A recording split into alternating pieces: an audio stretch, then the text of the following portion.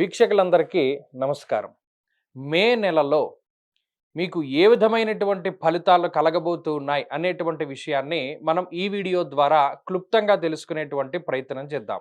ధనురాశి వారికి మే మాసంలో ఉండేటువంటి గ్రహస్థితిని గమనిస్తే ఈ రాశి వారికి పంచమంలో ఉండేటువంటి రవి 15వ తారీఖున మారి 6వ స్థానానికి వెళతారు. అలాగే అర్ధాష్టమ కుజుని యొక్క దోషం పోతోంది. ఇది చాలా గొప్ప విషయం.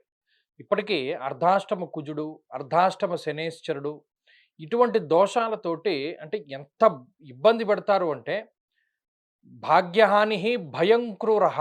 ఈ కుజుడు చతుర్థ స్థానమున ఉండి మానసికమైనటువంటి భయాన్ని కలగజేస్తాడు. భయం క్రూరః, అది క్రూరమైనటువంటి భయం. అంటే అక్కడ ఏదో జరిగిపోతుందేమో అనేటువంటి భయం ఎక్కువగా ఉంటుంది. నిజానికి అది జరిగింది జరగకపోండి పక్కన పెట్టండి.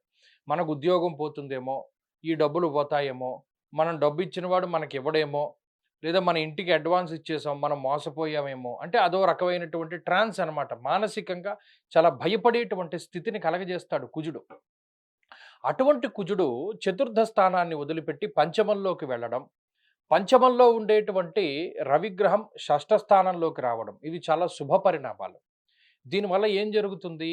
షష్ఠే రవౌ సుసౌఖ్యాదిన్ యత్ర కార్యార్థ సాధనం అన్నారు. అంటే ఏ పని ప్రారంభం చేసినా అది పూర్తి చేయగలిగేటువంటి శక్తి సామర్థ్యాలని రవి ఇస్తారు. అలాగే ఈ మానసిక భయాలన్నిటినీ కూడా దాటగలుగుతారు. ఇప్పటికే చతుర్థ స్థానంలో శని ఉండడం వల్ల అంతఃక్లేశం గృహశ్చిద్రం సౌఖ్యహానిమ భోజనం అన్నారు. ఇక్కడ ఇంట్లో ఉండేటువంటి పరిస్థితులు ఏవి బాగోవు. ముఖ్యంగా చతుర్థ స్థానమందు శనేశ్వరుడు అసలు ఇంటికి వెళ్ళడానికి మనస్కరించేలా చేయడు. ఇది చాలాసార్లు మనం చెప్పుకున్నాం. అది ఇంట్లో ఉండే పరిస్థితులు అయి ఉండొచ్చు, లేదా కుటుంబ సభ్యుల యొక్క వ్యవహారాలు, లేదా వారి యొక్క స్థితిగతులు, వారి యొక్క పరిస్థితులు ఏవైనా కానివ్వండి, ఇంటికి వెళ్ళాలి అంటే అమ్మో ఇంటికి వెళ్ళాలా అనేటువంటి భయం కనబడుతూ ఉంటుంది.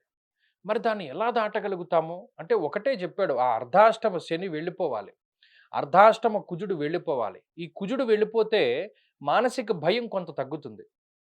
ఇప్పుడు ఈ రాశి వారికి గురుబలం ఉన్నది, రవి బలం ఉన్నది, బుధ బలం ఉన్నది, శుక్ర బలం ఉన్నది.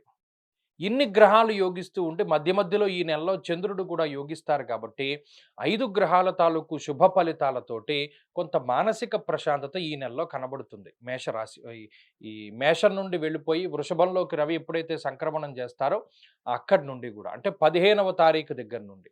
కాబట్టి ధనురాశి వాళ్ళు ఏం చేయాలి అంటే ముఖ్యమైనటువంటి పనులు ఏమైనా ఉంటే ఈ మాసంలోనే సెకండ్ హాఫ్లో అంటే 15వ తారీఖు దాటాక 30వ తారీఖు లోపులో పనులన్నీ పెట్టుకోవాలి. అప్పుడు అన్నిట్లోనూ కూడా సక్సెస్ అవుతూ ఉంటారు. అలాగే ఎక్కడా కూడా ఆటంకాలు, అవాంతరాలు రావు. ఏదైనా ఒక పని ప్రారంభం చేస్తే అన్నీ కూడా టకటక పూర్తయిపోతూ ఉంటాయి. ఇదే ధనురాశి వాళ్ళు 1వ తారీఖు నుండి 14వ తారీఖు వరకు ఏదైనా ఒక పనిని ప్రారంభం చేస్తే మాత్రం దానిలో 1,00,000 అవాంతరాలు వస్తూ ఉంటాయి. దానికి ఏంటంటే లాజిక్ అంటే ఈ కుజుడు ఇంకా మారలేదు, రవి ఇంకా మారలేదు. అక్కడ జాతకం కూడా చాలా ఇంపార్టెంట్. జాతకంలో కూడా మంచి దశలు నడుస్తూ ఉంటే ఈ రవి మారిన తర్వాత, కుజుడు మారిన తర్వాత కూడా అనూహ్యమైనటువంటి పరిణామాలు ఏర్పడతాయి. ఏవండి మేము ధనురాశి వాళ్ళం, అనేక రకాల సమస్యలతో బాధపడుతూ ఉన్నాం. లేదా మాకిది ఈ పని అవ్వట్లేదు, వివాహం కావట్లేదు, లేదా మా పిల్లలు వృద్ధిలో లేరు, లేదా మాకు రావాల్సిన ధనం మా చేతికి రావడం లేదు. ఇలా అనేక రకాలుగా చెప్తూ ఉంటారు. వాటన్నిటికీ కారణం ఏంటి అంటే ఈ చతుర్థంలో ఉండేటువంటి శని కుజులు ఈ బంధం తెగిపోతోంది. అంటే శని కుజులు కలిసి ఉన్నప్పుడు ఆ విపరీత పరిణామం వల్ల చతుర్థ భావం దెబ్బతింటుంది. తల్లిగారి ఆరోగ్యం పైన ఇంపాక్ట్ పడుతుంది. ఫిబ్రవరి దగ్గర నుండి ఉంది ఈ ఇంపాక్ట్. బంధువుల పైన పడుతుంది. వారితోటి సఖ్యత పోతుంది. ఇంట్లో మానసిక ప్రశాంతత ఉండదు.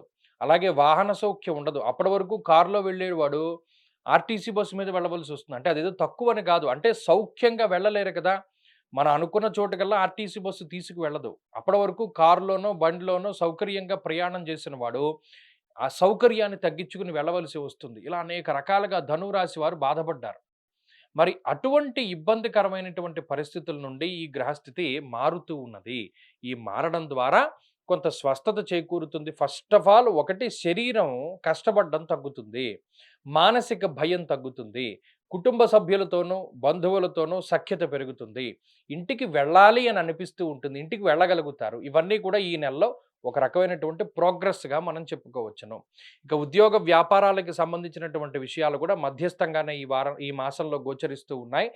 ఈ మాసంలో ధను రాశి వారు మరిన్ని శుభ ఫలితాలు పొందాలి అంటే, అంటే ఇక్కడ ఈ గ్రహస్థితి వల్ల ఏమైనా పొందుతూ ఉన్నటువంటి ఇబ్బందులు ఆటోమేటిక్‌గా గురుబలం వల్ల కొన్ని తగ్గుతాయి. అయినప్పటికీ ఇంకా మరిన్ని శుభ ఫలితాలు పొందాలి అంటే మాత్రం ప్రత్యేకించి ఆంజనేయ స్వామి వారి యొక్క ఆరాధన చేస్తూ ఉండాలి. అర్ధాష్టమ శనిదోష నివారణ కోసమై శనివారాలు నియమనిష్టలతోటి ఉండాలి. శివాలయానికి కానీ ఆంజనేయ స్వామి ఆలయానికి కానీ వెళ్ళి దీపారాధన చెయ్యాలి. ప్రతిరోజు ఆంజనేయ స్వామి సింధూరాన్ని ధారణ చేస్తూ ఉండడం ద్వారా కూడా మంచి శుభ ఫలితాలను పొందగలుగుతారు. స్వస్తి.